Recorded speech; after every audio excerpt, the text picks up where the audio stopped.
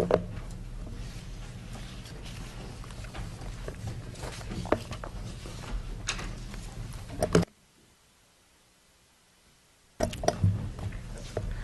morning and welcome.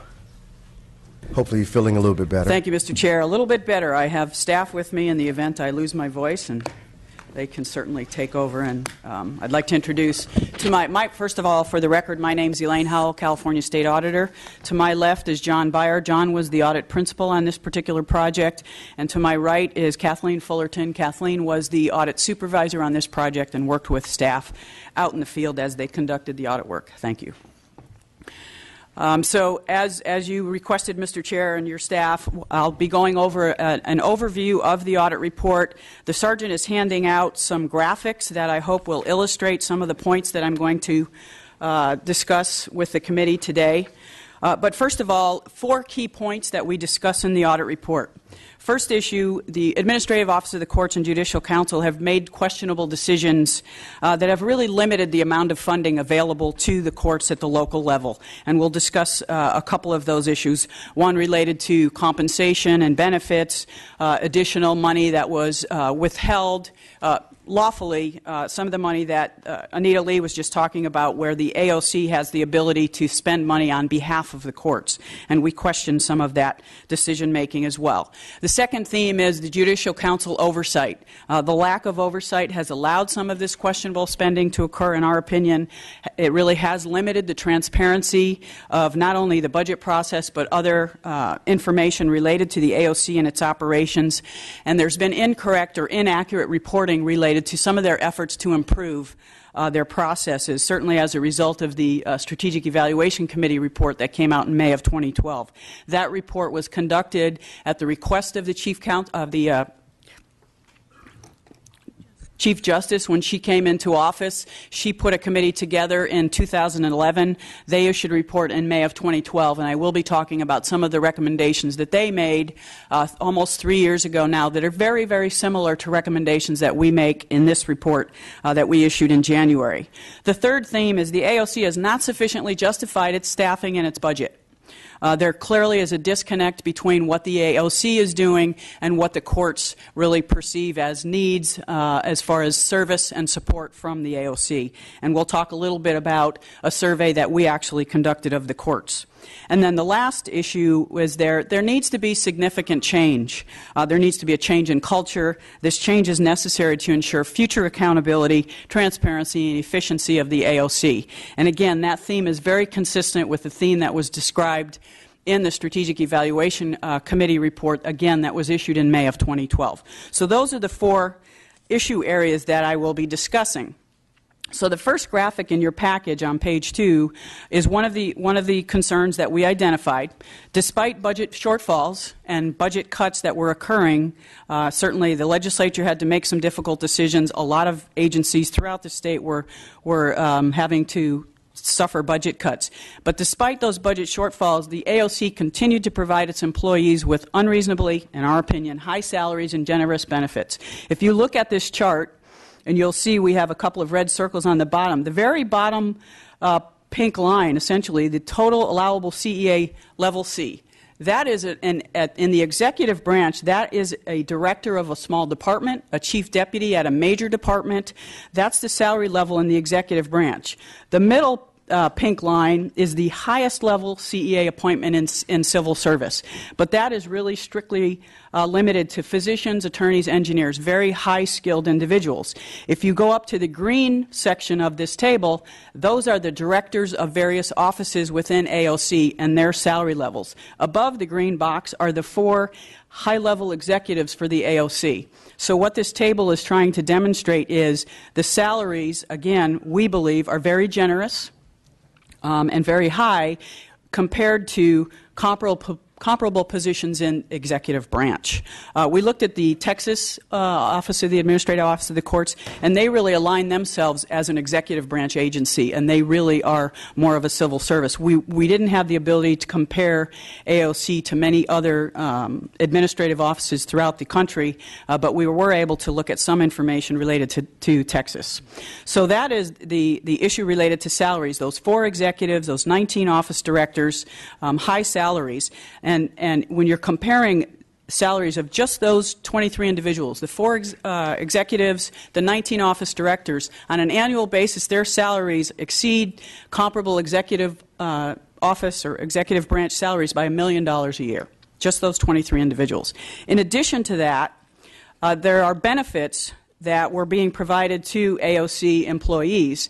That is on the next page. On page 3, we have a portion of the table to just show a few examples of the benefits that are provided. The first one, employee-paid member retirement contribution. So this is a situation where I don't necessarily, the retirement is not coming out of my paycheck. The agency, AOC, is paying not only the employer's share, but the employee's share.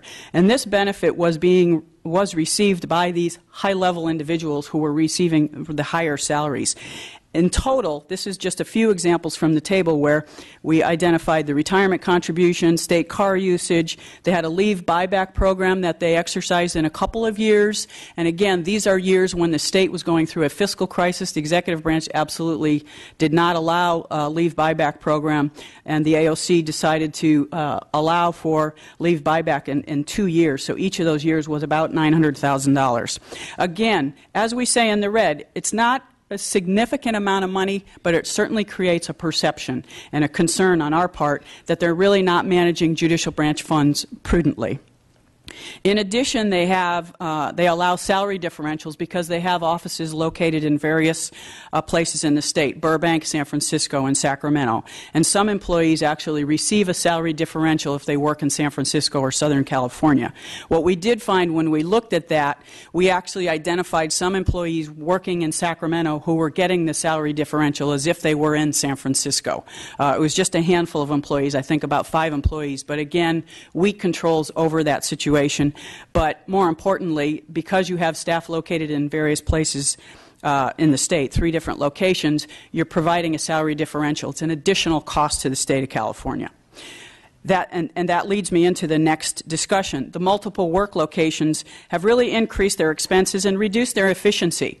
One of the things we discuss in the audit report is many of the executives are here in Sacramento. Their staff are in San Francisco. A perfect example is their fiscal services office. The chief financial officer is located in Sacramento. 60 of his staff are in San Francisco. 5 of his staff are in Burbank. 9 individuals are in Sacramento. Again, the majority of the staff are in San Francisco. So from a management perspective, that is not the easiest thing to do. In addition, you're paying for travel costs for that CFO to go to San Francisco to meet with his staff. So having various work locations does not necessarily make sense. Again, this is an issue that the Strategic Evaluation Committee brought up in its report back in May of 2012. Another issue that was raised in that report was consideration to consolidate those offices.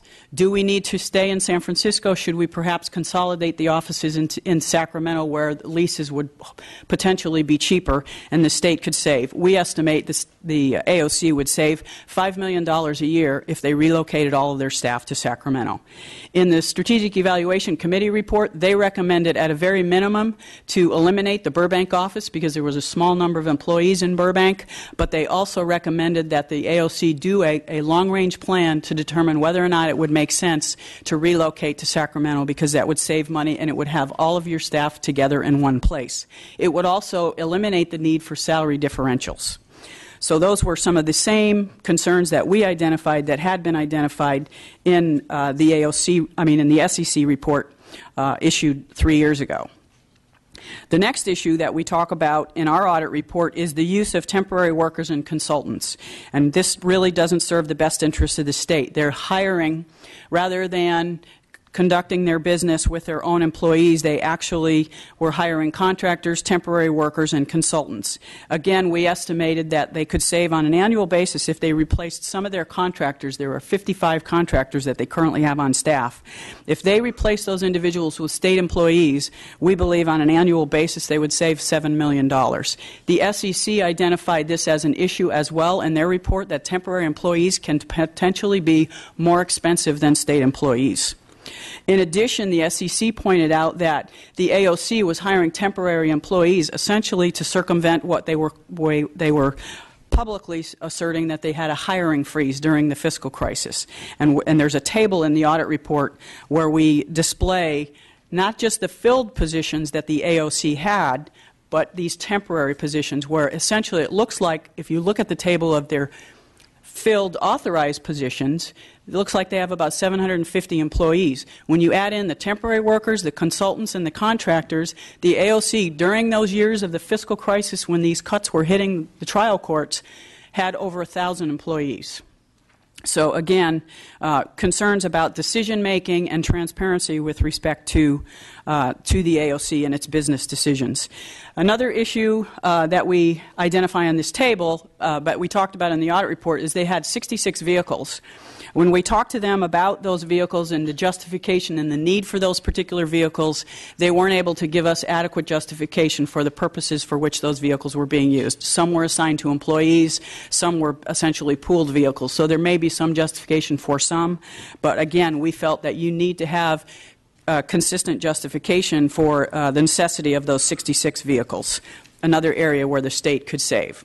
So that was that first theme as far as questionable decision-making, business decisions that are really costing the AOC and costing the judicial branch as a whole. The second theme is related to the lack of oversight. And this lack of oversight by the Judicial Council allowed the Administrative Office of the Courts quite a bit of flexibility and decision-making with respect to incurring expenditures and making decisions about money they were spending on behalf of the courts. Now, we have on the next page, on page 4, and this ties a little bit to what the legislative analyst was presenting in her document. Figure 3 shows the allocation. So as you can see, we looked at about a 3 years and 9 months. We didn't have a full fiscal year for 13-14. So what this figure 3 shows you is the amount, a large portion of that blue pie chart shows that money directly going to the trial courts, the $7.8 billion. The $2.1 billion, which are the other pieces of the pie, is money that the AOC had the authority, under state law, to spend on behalf of the courts. Now, many of those make absolute sense and they are statutorily required. Judges' salaries, court-appointed dependency counsel, etc. But the $386 million piece of the pie, as Mr. Jones-Sawyer pointed out, that's an area that we raised question, and that is figure 4 at the bottom of page 4. And what that figure shows you is decision-making that AOC or decisions they made as far as spending those funds. As you can see, a significant amount of that money, $186 million, was spent by AOC on consultants, contractors, and temporary employees. They will argue that's on behalf to benefit the courts, the trial courts. The difficulty we had is them convincing us of exactly for what purpose were these expenditures made and how did the courts benefit from it. The ones that have a red asterisk are ones where we actually were able to go in and look at expenditures, and it certainly appeared that those were expenditures that were made on behalf of AOC employees and should not necessarily have been charged to local assistants. They should have been charged to state ops, to AOC's budget, essentially. And we believe that's also true of some of the 186. We can't tell you exactly the amount, but there's certainly a portion of that 186 million, we believe, is funding that could have benefited the courts that the AOC used. An example that we describe in the audit report is a function that one of these consultants or temporary employees performs will be charged to local assistants. If that exact same function is performed by an AOC employee who's in a permanent position, that will be charged to state operations rather than local assistants. And in our view, as we say in the audit report, that creates the incentive to hire temporary employees and consultants because you're able to backfill, essentially, for positions that you don't have or that you perhaps don't want to be filling in the fiscal crisis with those employees, and you're charging it to local assistants. And this, again, is an issue that the Strategic Evaluation Committee raised in its report back in May of 2012. And in fact, that report describes interviews with individuals at AOC saying, yes, we actually were hiring temporary employees to circumvent the hiring freeze. There were individuals who were forthright in saying that. So we really have some very significant concerns about how this funding is being spent. And part of the contribution to that is the oversight or the lack of oversight with the Judicial Council. With respect to the budget and spending, again, the Judicial Council, and in fairness to the Judicial Council, they have to be able to delegate a certain amount of responsibility to individuals at the Administrative Office of the Courts and to these various committees that have been created. The concern is when we looked at some of these committees, we were seeing that they didn't really have the appropriate authority and access to information. Information was not being provided to the trial court budget committee that was created. It didn't always get the information it needed to really understand the decision making that the AOC was making, And then the AOC actually was able to make some decisions as far as budget requests going directly to finance rather than going through the trial court budget committee and going up through Judicial Council. They went directly to finance. So there are times where AOC communicates with those committees, and there are times when they don't. There was another committee that was created as a result of the Strategic Evaluation Committee's report in May of 2012, and this was a committee that was titled Advisory Committee on Financial Accountability and Efficiency, and it was intended to promote transparency, accountability, and efficiency in the AOC. But there was no real assurance that this committee fulfilled its purpose. Why is that? The advisory committee did not have independent authority, independent of AOC. It didn't review AOC expenditures. And the AOC, the director, executive officer, administrative officer, actually can override any advisory committee recommendations. So we really felt that that committee is a good idea, but it was not necessarily fulfilling the purpose for which it was created. The last issue in this particular area, actually I have two more, is there is no annual independent audit of the AOC. We were surprised to see that. State law does not require the judicial branch to have an independent financial audit.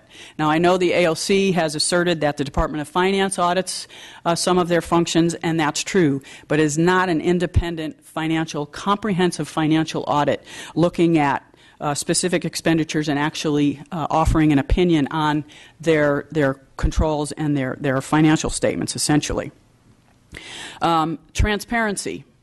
I've been talking a lot about this Strategic Evaluation Committee, and our concern here, and we described this in the audit report, is this committee did an outstanding job, in my opinion. I've been looking at that report, refreshing my memory, and it was very comprehensive, looked at AOC from top to bottom, talked to a lot of courts and administrative officers, et cetera, and really was very, very critical of the AOC and had some really very strong recommendations. They had a total of 124 recommendations. And some of the quotes I thought were important to share with you today from the Strategic Evaluation Committee. Quote, the AOC does not consistently seek input from stakeholders, does not present information that would allow stakeholders to be informed, or retain evidence of analyses it conducted to support certain decisions. The Evaluation Committee criticized the AOC for being top-heavy and an unwieldy organization. It suggested a top leadership group of limited size, needed to consolidate its divisions and offices, and warned the AOC's organizational structure was not to be a, quote, mere moving of boxes on an organizational chart, but a fundamental restructuring of the organization, ultimately leading to fewer divisions, significant reduction in top-level management positions. What we saw when we went out to the AOC and did the audit is the decision-making and the changes that they made did not align with what the Strategic Evaluation Committee suggested. It did reorganize into 3 divisions. That created 20 offices. Prior to that, they had 7 divisions and 7 offices. As far as the reduction in top-level management, prior to the reorg, they had 13 executive staff. Now they have 12 people in executive positions. Not a significant change. The other issue that the Strategic Evaluation Committee brought up that I think is critically important to discuss is the organization has, and this is a quote, the organization has strayed beyond performing its essential functions, and the Strategic Evaluation Committee concluded the AOC had to be downsized in order to correspond once more with its core mission, to serve the courts. The AOC has failed to collaborate with the trial courts, and its top-down management style is limiting input from within the organization. And they had additional concerns. What we decided to do is look at these recommendations and see how many of these recommendations have been implemented and what assertions AOC is making. The first concern we had is when we looked at the AOC website, it didn't allow the public to really understand the AOC's progress in implementing recommendations. The first thing they did is they changed those recommendations to directives. Not necessarily a bad thing, but you go from 124 recommendations to 145 directives. The concern we had when we looked at these directives is they reworded many of the recommendations. In fact, 57 of those 124 recommendations were significantly reworded, and in some cases didn't really meet the original intent of the recommendation when it became a directive, and we really had concerns about that. The other piece was the AOC asserting that 82 of these recommendations had been fully implemented. When we looked at it, we had a number, about 51 of the 124 recommendations had actually been implemented. So again, transparency, accuracy, and reporting, we really had concerns with respect to that. The next issue ties to that somewhat as far as a discussion we have in the audit report where we say the Administrative Office of the Court has not sufficiently justified its current budget and staffing levels. Again, going back to the Strategic Evaluation Committee report, AOC has lost its focus on its core functions, which is to provide service to the courts, access to justice at the trial court level. The Strategic Evaluation Committee also indicated AOC often expanded its role and undertook functions and programs that were clearly discretionary. So we asked AOC, you have 272 services on your website. Which of these services do the courts, what is your core mission? What are the critical services that you provide? And how do the courts feel about those services? And what we found out is the AOC had never comprehensively surveyed the courts. So we decided to do that. We surveyed all the courts, trial court, Supreme Court, courts of appeal, etc. We received responses from 56 of the 58 trial courts, all 6 courts of appeal, and the Supreme Court. So of those 272 services, the trial courts indicated they use about 55% of those services, a little over 50% of those services. And what we really found was a clear disconnect between what AOC headquarters felt were the critical services that they were providing to the courts and what the courts viewed as the critical services that were important to them. And this is illustrated in 2 tables I have in the graphics for you. If you go to page 5, this table shows some services that were listed, and if you look at the columns to the right, the very far right-hand column is the perspective of an office director at AOC, whoever's in charge of that particular office that provides that service. So let's just use the first line item. That office director feels that this service, management of content strategy, etc., is critically important to the courts. Go 1 column left. The number of trial courts that have used that service, 1. There's a disconnect. The AOC is feeling it's a critical service. Only 1 court, according to our survey, views that service as beneficial or even uses that service. Now, in fairness to AOC, there are a lot of services that they provide that the courts really do feel are beneficial. And we show that in another table in the report. If you flip to page 6 of the handout, here are services, clearly education and training, some fiscal services, but education and training is a huge area where the courts really feel this is a beneficial service that the AOC provides. And as you can see by the column on the right, the total number of trial courts that really value and have used this service. So there are a core number of services that are instrumental and really beneficial to the courts. But we felt that other table clearly shows, and the survey is showing, that there is a disconnect between what the AOC perceives as services that they need to provide and services that the courts actually use. Another area, and we have a figure again at the bottom of page 6, where we talked about AOC and how are you determining your staffing and what your critical mission is. So we asked as far as a strategic plan. Their strategic plan was last developed in 2006. It's out of date. It doesn't really describe the needs of its customers. As I said, they have never really done a comprehensive survey of the courts. It didn't have measurable objectives. It didn't have performance measures. And at that point, they hadn't really officially established a mission. Their unofficial mission at that point in time was service. So we believe that a very important step that AOC needs to take is this workforce planning. We use this model. This is a model that the state of California uses, that CalHR. But what these dotted lines are intending to show is the AOC is doing some things, but they're doing them clearly out of order. They have hired a consultant for, I think it was about $788,000 to do a classification and compensation survey of their employees. This, again, in fairness, was recommended by the Strategic Evaluation Committee, but we believe that that's coming, the cart is essentially coming before the horse. You need to do a strategic plan, assess all your work functions, determine what your critical services are, and then move forward with some of the classifications. Because once you understand what your strategic plan is, as this CalHR workforce planning model shows, develop your strategic plan. Figure out what your mission is, what your core functions are. Okay, identify those work functions. Identify the staff that you need to perform those functions. Then develop a workforce. Identify gaps. Fill those gaps. And then evaluate your plan. What they have done, and again, in fairness, the SEC did, that was one of many recommendations, as I indicated, suggested they do a classification and compensation study, but they need to go back to square one and start working on a strategic plan and coming up with really a comprehensive analysis, which the SEC did an organizational analysis and has some recommendations and actually has some suggestions in their report about what the structure could look like for AOC. So we certainly believe they need to go back essentially to the drawing board and start over as far as working on a strategic plan and identifying their work functions. The last section of the audit report and of the presentation today, significant change is necessary to ensure future accountability, transparency, and efficiency of the AOC. And honestly, given lapses in the Judicial Council oversight, the poor AOC decision-making that we identified in the report, we really believe there needs to be significant change. And I think what compounds that is the fact that we've looked at this Strategic Evaluation Committee report. It came out with very strong recommendations. The language in that report is, quite frankly, much stronger than the language in our audit report. They spoke to a lot of individuals, very, very well-thought-through analysis. And it was interesting to us to see how similar many of the conclusions and recommendations were between the two reports. And that's where my concern raised personally as the state auditor.